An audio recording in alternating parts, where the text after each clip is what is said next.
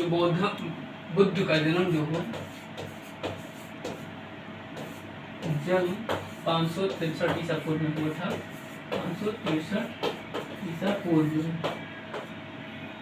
इनके जन्म के उपरांत ही 7 दिन उपरांत इनकी माता का जो है देहावसान हो गया। इनकी माता का नाम था महामाया। तत्पश्चात इनकी जो इनका भरण पोषण प्रजापति गौतमी ने किया। इनकी मौसी का नाम था प्रजापति गौतमी।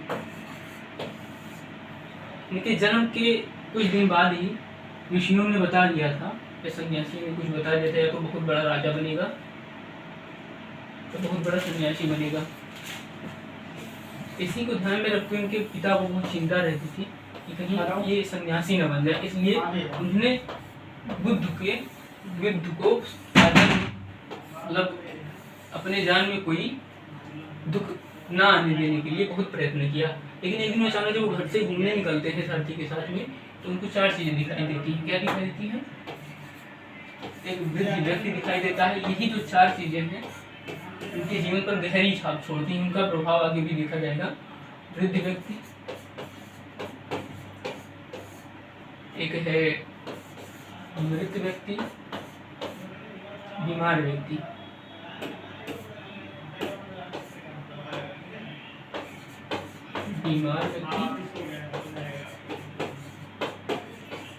वृद्ध व्यक्ति और मृत व्यक्ति, और जो चौथा का सबसे महत्वपूर्ण था वो है सन्यासी, जो कि बहुत प्रसन्नचित्त मुद्रा में घूम रहा था। इसको कोई टेंशन नहीं था। इसके पीछे जो है इसके हाथ एकदम से कांप रहे थे। बीमार व्यक्ति जो था एकदम ये भी परेशान नहीं था। मृत व्यक्ति को जो है कंधे पर लाद कर लेके जा रहे थे और राम सत्य का नारा लगा रहे थे। वो अपने सारथी से कई बार पूछता भी है कि कौन है, तो वो बताता है, इनके विभिन्न बारों में इनकी जानकारी देता है। जो जानकारी के अनुसार उनको सन्यासी जो है बहुत पसंद आता है। अब जानेंगे कि इनके घोड़े का क्या नाम था। वैसे घोड़े का नाम कभी पूछता नहीं, तो जानने की जरूरत भी नहीं है। अब हम जानेंगे कि इनके आगे क्या हुआ। ये सभी को इनको जो है दुख से दूर रखने के लिए इनको संन्यास ये न लें, इसलिए इनके पिता ने इनकी बहुत कम उम्र में ही शादी कर दी। तो इनकी जो पत्नी का नाम था यशोधरा से शादी कर दी। बाद में इनको एक पुत्र हुआ जिसका नाम राहुल था।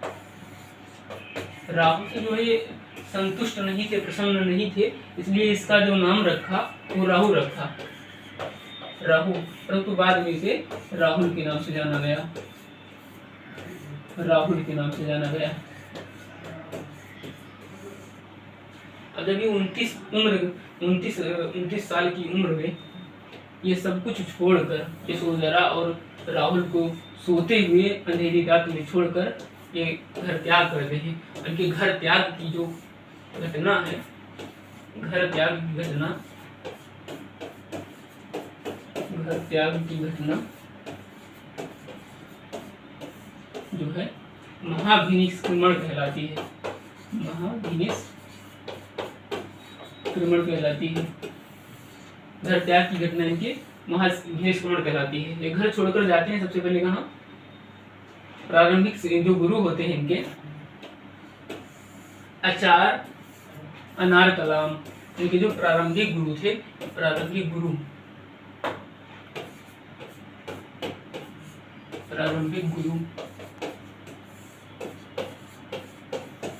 आचार्य अनार कलाम हुआ रुद्रपुत्र।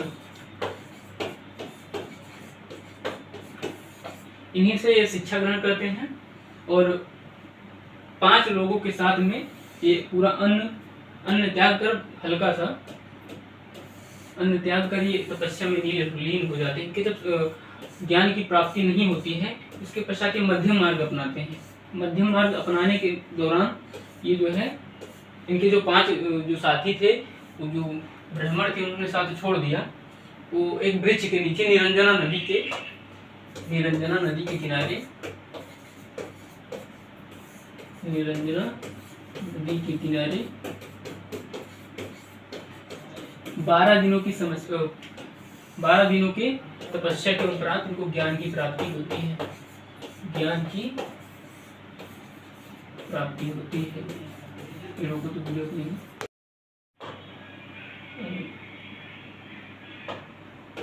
प्रथम बार उपदेश देने की घटना जो है, उपदेश देने की घटना क्या कहलाती है? इसको धर्म चक्र परिवर्तन के नाम से जाना जाता है। धर्म चक्र परिवर्तन के नाम से जाना जाता है। अब धर्म चक्र परिवर्तन के नाम से जाना जाता है। बाद में ये जो है, इनके जो है अनुयायी विभिन्न देशों में फैल जाते हैं। इनका जो प्रभाव होता है, ये सबसे पहले सब मध्यम मार्गी प्रकार के थे। इन्होंने ब्राह्मणों की जो कुरीतियां थी, ब्राह्मणों की कुरीतियों पर विशेष प्रहार किया। जो है ब्राह्मण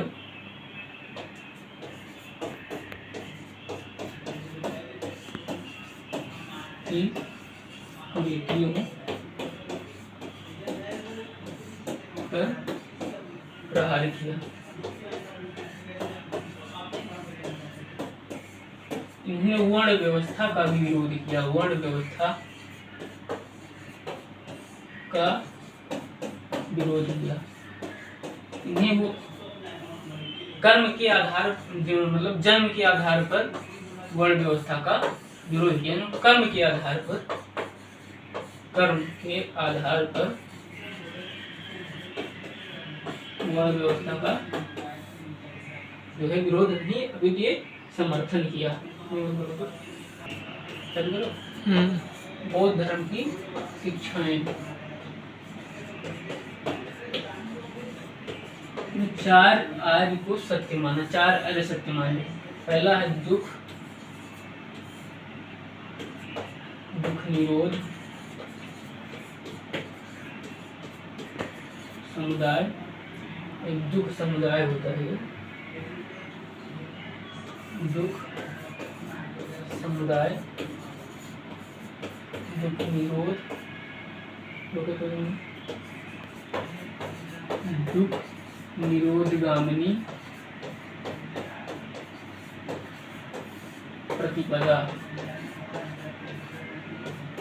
व अष्टांगिक मार्ग। अष्टांगिक मार्ग, अष्टांगिक मार्ग क्या क्या है? अष्टांगिक मार्ग के बारे में जानेंगे हम।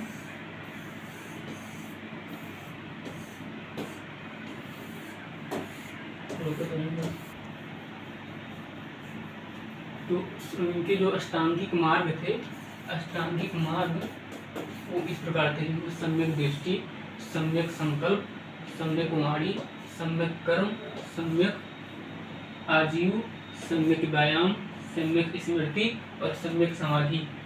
सम्यक दृष्टि का मतलब था जो देखने की जो समझ है वो अच्छी होनी चाहिए। जो सम्यक संकल्प है, संकल्प भी अच्छा होना चाहिए। सम्यक वाणी, तो जो बोलने की जो बोलने का जो तरीका है बहुत अच्छा होना चाहिए, स्पष्ट होना चाहिए, शुद्ध और विनम्र बोली होनी चाहिए। कर्म जो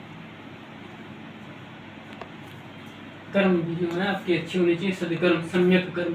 सम्यक आजीव मतलब आजीव को सही होना चाहिए। सम्यक व्यायाम मतलब व्यायाम करना चाहिए, व्यायाम की दृष्टि से वो स्वस्थ रहते हैं। सम्यक स्मृति जो है उसकी भूलने की जो है प्रवृत्ति नहीं होनी चाहिए। सम्यक समाधि मतलब एकाग्रचित होना चाहिए उसको।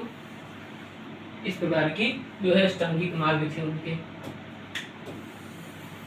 और आगे हम जानेंगे कि इनका जो